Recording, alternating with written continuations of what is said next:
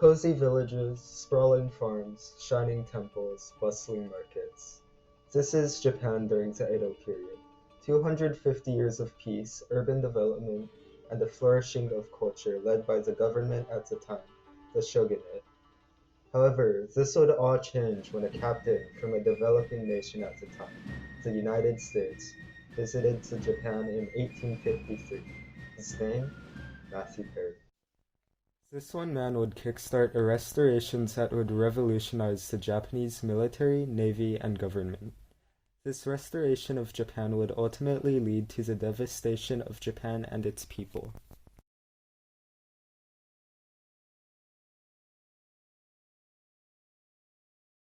The Meiji Restoration, as its name suggests, was an attempt to restore an emperor who had been a puppet for hundreds of years to more direct rule.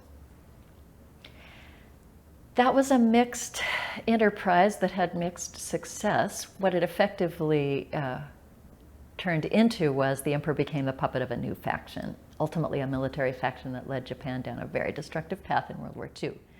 But July 8th, 1853. Commodore Matthew Perry leads a small squadron of U.S. Navy steamships into Tokyo Bay. Cruising into the bay with these new state-of-the-art steamships, he seeks to establish trade and discourse between Japan and the Western world for the first time in 200 years. With this show of gunboat diplomacy, Perry forced the leader of Japan at the time, Lord Abe Masahiro, to offer assistance to shipwrecked U.S. sailors and to provide fuel and other provisions to U.S. ships at two Japanese ports, Shimoda and Hakodate. 4 years later, the United States and Japan signed a commercial treaty establishing formal trade relations between the two countries. This event served as the catalyst for a significant upheaval in Japan's government and society structure. Tokugawa Yoshinobu, the shogun during the last days of the Edo period, resigned on November 9, 1867, allowing the young Prince Mutsuhito to rise to power. Angered by this, the remaining members of the Tokugawa clan defied the imperial edict and declared independence from the island of Ezo, starting the Boshin War. However, following Tokugawa defeats at the battles of Toba-Fushimi and Hakodate forced the surrender of the Tokugawa clan, marking the first major success of the Meiji Restoration. The new imperial government still had more challenges ahead. After abolishing the old feudal Han system, a rift began to appear between the Satsuma Choshu lines, a faction opposing the rapid modernization of the nation. Despite this, both parties were able to form a parliamentary government called the Imperial Dio. However, the final straw was the removal of the samurai class. Through taxation's right to bear arms and mandatory military service, the elite samurai were slowly pushed out of power. Due to this, the Satsuma clan broke away from the lines, leading to the Satsuma Rebellion.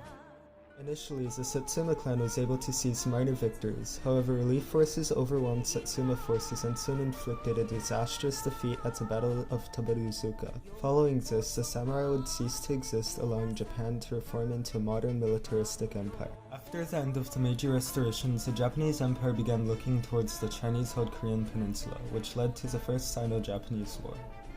Fighting officially started on July 29, 1894 at the Battle of Asan. After almost a year of harsh fighting, the conflict would come to an end due to the fall of the Chinese fortifications at Weihaiwei.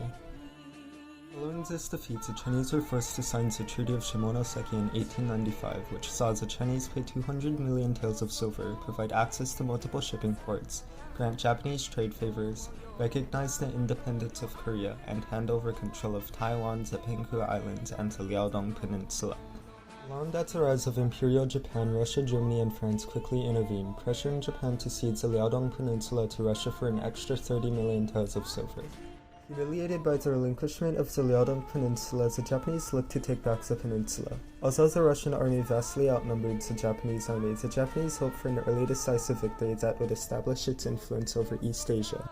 On the 8th of February 1904, the Japanese staged a surprise attack on Port Arthur, damaging Russian battleships the Tsarevich, Redzvizan, and Sepedela, starting the Russo-Japanese War. By the end of 1904, the Japanese had sunk every ship in the Russian Pacific Fleet, and by 1905 had taken control of Port Arthur. The The Russian losses at the battles of Yalu River and Mukden to destruction of the Russian Baltic Fleet into the Battle of Tsushima Strait and to capture of Port Arthur, the Russians were compelled to sign the Treaty of Portsmouth. The Treaty of Portsmouth made the Russians give up Port Arthur as well as recognize Japanese control over the Korean peninsula, which would be annexed 5 years later. The end of the Russo-Japanese War would mark the first time in modern history that an Asian nation had defeated a European power, and would show the world the new power that Japan had become. Japan had a relatively small but significant role in the next major global conflict. During World War I, the Japanese allied with the British and seized German territory in East Asia. In addition, World War I would provide Japanese soldiers with much-needed modern naval combat experience, which would prove useful during the Second World War. Decades of violence, the Chinese and Japanese were always on the brink of war. From the First Sino-Japanese War to the establishment of the puppet state in Manchuria, peace is few and far between. However, the inciting event was the incident near the Marco Polo Bridge where Japanese soldiers opened fire on local troops. The Japanese immediately poured into China's east coast with 500,000 soldiers and hundreds of tanks and planes. With modern military superiority, Japan swept through the country, controlling up to 400 miles inland from the coast. However, in the wake of these lightning victories was unmeasured brutality, with 300,000 dead in the city of Nanjing alone. In addition, human experimentation and chemical warfare killed tens of thousands of more citizens.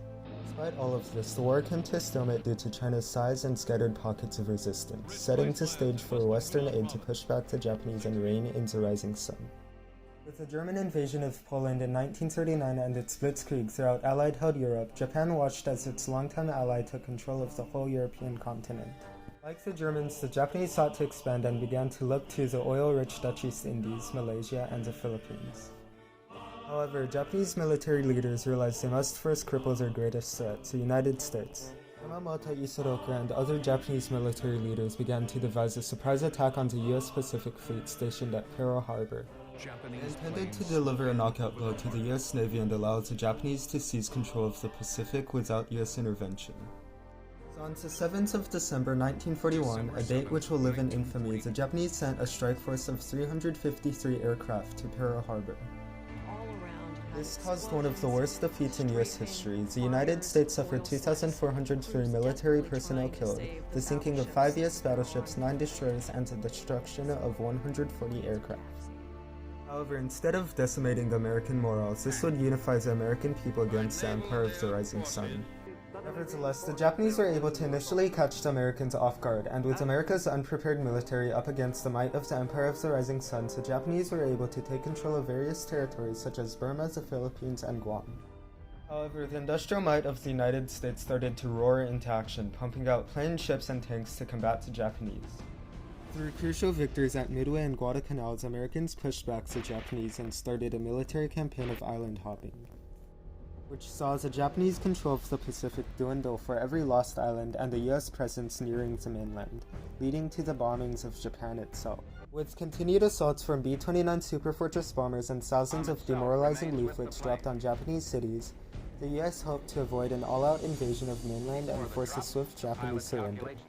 However, as the summer of 1945 dragged on, it became increasingly clear that the Japanese would fight to the death. What followed next would be one of the most controversial decisions of the war, as the newly elected President Truman would authorize the use of the atomic bomb. On August 6, 1945, the Enola Gay would drop the first atomic bomb on the city of Hiroshima.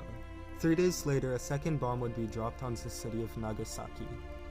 These bombs decimated Nagasaki and Hiroshima, with a death count of over 110,000 wives, husbands, children, brothers, and sisters. With the fear of more atomic bombs looming over the Japanese, Emperor Hirohito officially accepted the terms of surrender, and on September 2, 1945, the war in the Pacific and World War II would come to an end. With Japan in ruin from constant warring with other nations, it took years for Japan to recover.